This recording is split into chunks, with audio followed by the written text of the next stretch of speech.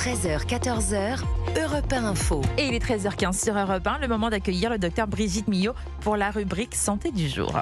Bonjour docteur Millot. Bonjour Clélie, bonjour Géraldine, bonjour à tous. On parle depuis plusieurs jours de la présence de cadmium dans le chocolat. Alors, avant de nous dire s'il faut s'inquiéter ou non, pouvez-vous nous rappeler déjà ce qu'est le cadmium ? Oui, alors le cadmium, c'est un métal lourd, toxique, qui a toujours existé.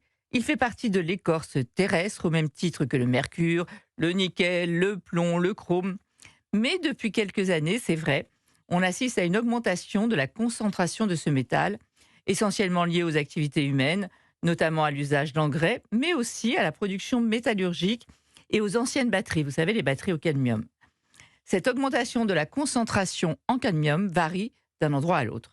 Et effectivement, depuis plusieurs jours, de nombreux articles parlent de la dangerosité possible de la consommation de chocolat sur notre santé. Alors, que fait le cadmium sur notre santé ? En trop grande quantité, il peut être toxique pour les reins, pour le foie, et être cancérogène à long terme. Il peut favoriser l'apparition de cancers du poumon, du pancréas, de la vessie et des seins. Et il peut aussi fragiliser les os.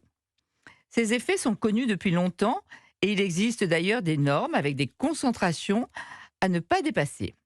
Alors oui, 1 ou 2 carrés de chocolat noir, surtout s'il vient d'Amérique latine, car les sols y sont plus riches, contient du cadmium, mais celui-ci ne présente qu'une petite fraction de la limite tolérée. En revanche, on retrouve du cadmium dans de nombreux aliments et il faut rappeler qu'il y en a beaucoup moins dans le chocolat que dans les céréales, les légumes à feuilles, les tubercules, les poissons, les fruits de mer et autres. Et oui, il y en a partout.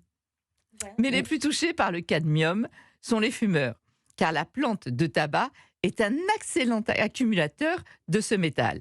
Et les fumeurs ont des taux sanguins 2 fois plus élevés que les non-fumeurs. Donc, pour en revenir à votre question, il n'y a pas lieu de s'inquiéter lorsqu'on consomme raisonnablement 1 à 2 carrés de chocolat par jour. En revanche, il est important de continuer à surveiller ces concentrations en cadmium dans notre alimentation et dans l'eau que nous buvons. Et de continuer à tout faire pour réduire les concentrations dans les sols.